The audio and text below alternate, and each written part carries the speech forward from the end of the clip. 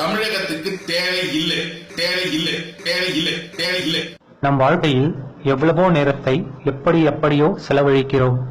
அடுத்த சில மணித்துளிகள் முக்கியமான விஷயத்தை பகிரவிருப்பதால் தமிழகத்திற்கு தேவையில்லை என்ற இந்த வீடியோவை முழுவதுமாக பார்க்கவும்.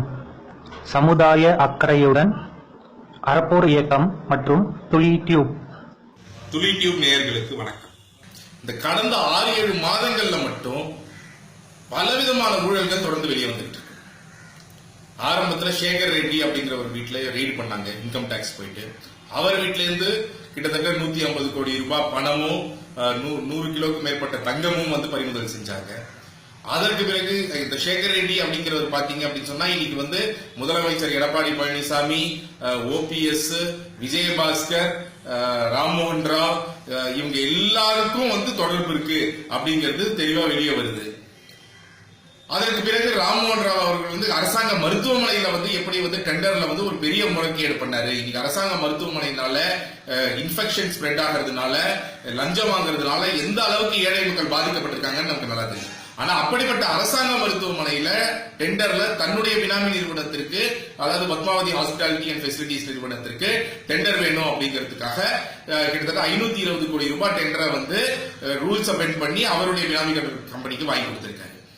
இன்னொரு பக்கம் பாத்தீங்க அப்படின்னு சொன்னா இன்னைக்கு மிகப்பெரிய அளவுல தமிழகத்தை ஒடுக்கிட்டு இருக்கக்கூடிய இந்த குட்கா ஊழல்.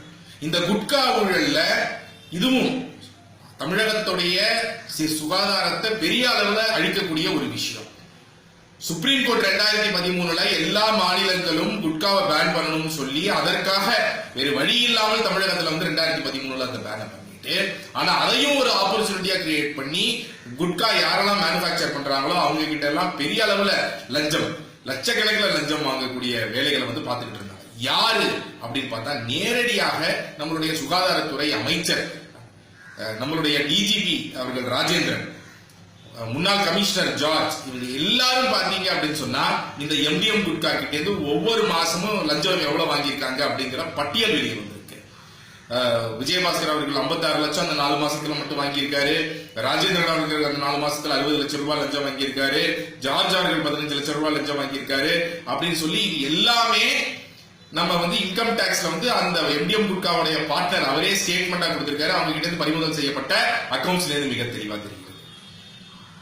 ஆர்கே நகர் பை எலெக்ஷன்ல பாத்தீங்க அப்படின்னு சொன்னா 89 கோடி ரூபாய் அவங்க விநியோகம் செஞ்சிருக்காங்கன்னு சொல்லி எலெக்ஷன் கமிஷன் இது பிரைமா பேசி எவிடன்ஸ் இருப்பதனால் நாங்க தேர்தலையே ரத்து செய்யறோம், தேர்தலையே நாங்க தள்ளி போடுறோம் அப்படின்னு சொல்ற அளவுக்கு அந்த அளவுக்கு பண பரிமாற்றம் நடந்திருக்கு. 89 கோடி ரூபாய். அதற்கு முக்கியமான காரணம் பண பட்டுவாடா செஞ்சது விஜயபாஸ்கர் அவர்கள்.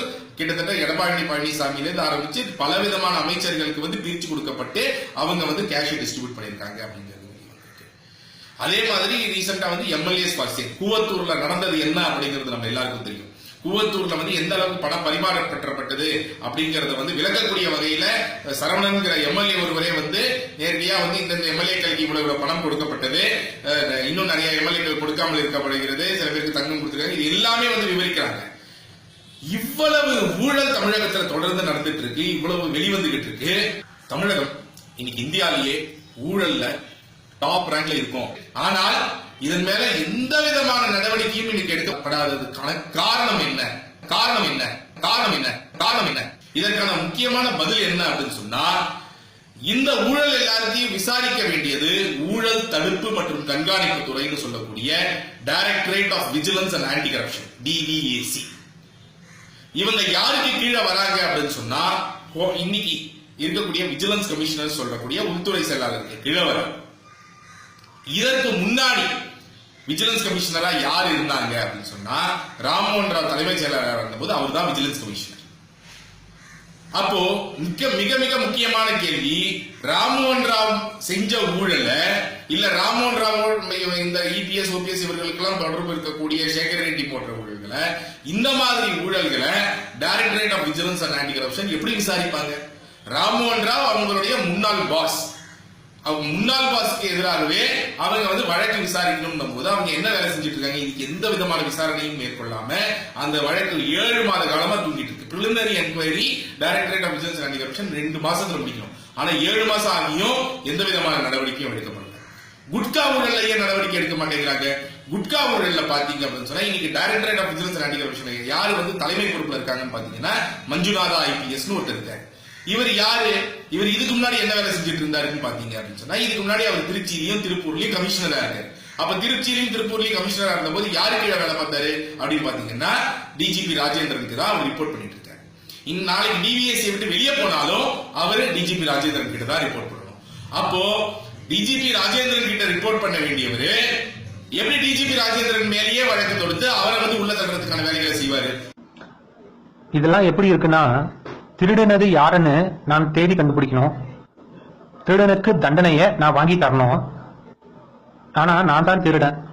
Directorate of vigilance and anti corruption இந்த மாதிரி எந்த விதமான ஹை ப்ரொஃபைல் கேஸ்லயும் எந்த விதமான நடவடிக்கையும் எடுக்காம முக்கியமா பாத்தீங்க அப்படின்னு சொன்னா கடந்த 7 மாதத்துல சிபிஐ ரைட் பண்ணிருக்காங்க, இன்கம் டாக்ஸ் ரைட் பண்ணிருக்காங்க. ஆனா யாராச்சும் ஒருத்தர் ஊழல் தடுப்பு மற்றும் கண்காணிப்பு துறை இந்த பெரிய தலைகள் டாப் அபிஷியல்ஸோ இல்ல அரசியல்வாதிகள் மேலேயோ ஏதாவது ஒரு ரைட் பண்றதை பாத்துட்டீங்களா? ஒரு ரைட் கூட செய்யாம இன்னைக்கு அந்த குழு ஏசி ரூம்ல இவங்க உள்ள உட்கார்ந்து என்ன பண்றாங்க? ஒரு வருஷத்துக்கு இந்த ஊழல் தடுப்பு மற்றும் கண்காணிப்பு துறை செலவழிக்கக்கூடிய பணம் 55 கோடி ரூபாய். 55 கோடி ரூபாய் செலவழிச்சு இவங்க கிட்டத்தட்ட ஒரு வருஷத்துக்கு 20 பேர்ல இருந்து 50 பேருக்கு தண்டனை வாங்கி கொடுக்குறாங்க. யாருக்கு? 2000 ரூபாய் லஞ்சம் வாங்கி மாட்டினவருக்கு, 5000 ரூபாய் லஞ்சம் வாங்கி மாட்டினவரு, 10,000 ரூபாய் லஞ்சம் வாங்கி மாட்டினவருக்கு தண்டனை வாங்கி கொடுத்துட்டு இருக்காங்க. அப்படின்னா என்ன அர்த்தம்? ஒரு வருஷத்துக்கு 50 பேரை கன்விக்ட் பண்றாங்க, தண்டனை வாங்கி கொடுக்குறாங்கன்னு எடுத்துக்கிட்டா கூட ஒவ்வொருத்தருக்கும் 1 கோடி ரூபாய்க்கு மேல செலவு பண்றாங்க. இவங்களோட மொத்த பட்ஜெட் 55 கோடி அப்படின்னும் பொழுது ஒவ்வொருத்தருக்கும் தண்டனை வாங்கி கொடுக்கறதுக்கு 1 கோடிக்கு மேல செலவு பண்றாங்க. 5000 ரூபாய் லஞ்சம் வாங்கி கொடுக்கறதுக்கு தண்டனை வாங்கி கொடுக்க. அதே நேரத்துல ஒரு மாவட்டத்துக்கு ஒருத்தர் தான் இவங்க தண்டனை வாங்கி கொடுக்குறாங்க ஒரு வருஷத்துக்கு. அப்போ இவ்வளவு ஊழல் நடக்குது, இவ்வளவு லஞ்சம் தமிழகத்தில் தலைவிரித்து ஆடிட்டு இருக்கும் பொழுது மாவட்டத்துக்கு ஒருத்தரை தண்டனை வாங்கி கொடுக்கறதுக்காக நம்ம இந்த 55 கோடி ரூபாய் மக்கள் பணத்தை வேஸ்ட் பண்ணணுமா? இந்த மாதிரி ஒரு ஊழல் தடுப்பு மற்றும் கண்காணிப்பு துறை நமக்கு தேவையா? ஊழல் தடுப்பு மற்றும் கண்காணிப்பு துறையா இல்ல இது ஊழல் வளர்ப்பு துறையா? இந்த மாதிரி அடிப்படையான கேள்விகளை நம்ம கேட்கணும். இன்னைக்கு இந்த ஊழல் தடுப்பு மற்றும் கண்காணிப்பு துறை எந்த விதமான வேலையும் செய்யாமல் அரசியல்வாதிகளுடைய கருவியாக, இந்த அதிகாரிகளின் கருவியாக மட்டும்தான் செயல்படுது. இந்த மாதிரி ஒரு ஊழல் தடுப்பு மற்றும் கண்காணிப்பு துறை நம்ம தமிழகத்துக்கு தேவையே இல்லை. தேவையில்லைன்னு சொல்றீங்க, அப்போ அதை மூடிட்டு என்ன பண்ணுறது? லஞ்சம் ஊழல் இருக்கட்டுமா?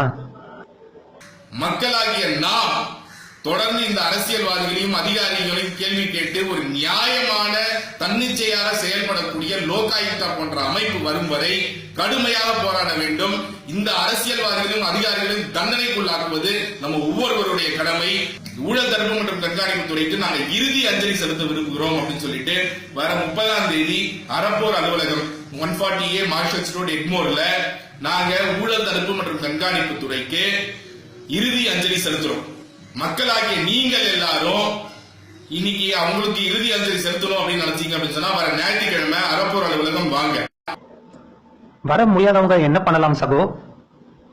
ஆளுக்கு ஒரு கூட்டு வாங்கி ஊழல் தடுப்பு மற்றும் கண்காணிப்பு துறை 293 MKN ரோட் ஆலந்தூர் சென்னை 16க்கு நீங்க எல்லாரும் கூட்டு வாங்கி அந்த துறைக்கு அனுப்புங்க. இந்த மாதிரி ஒரு ஊழல் தடுப்பு துறை தமிழகத்துக்கு தேவை இல்லை, தேவை இல்லை, தேவை இல்லை, தேவை இல்லை, தேவை இல்லை. இந்த வீடியோவை பார்த்து கொண்டிருப்பவர்களுக்கு நீங்க சென்னையில இருந்தீங்கன்னா இந்த இடத்துக்கு வர்ற ஞாயிற்றுக்கிழமை தவறாம வாங்க. இது முக்கியமான சந்திப்பு.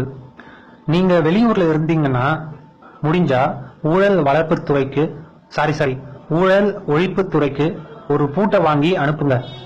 இத எல்லா தமிழ் மக்களுக்கும் ஷேர் பண்ணுங்க.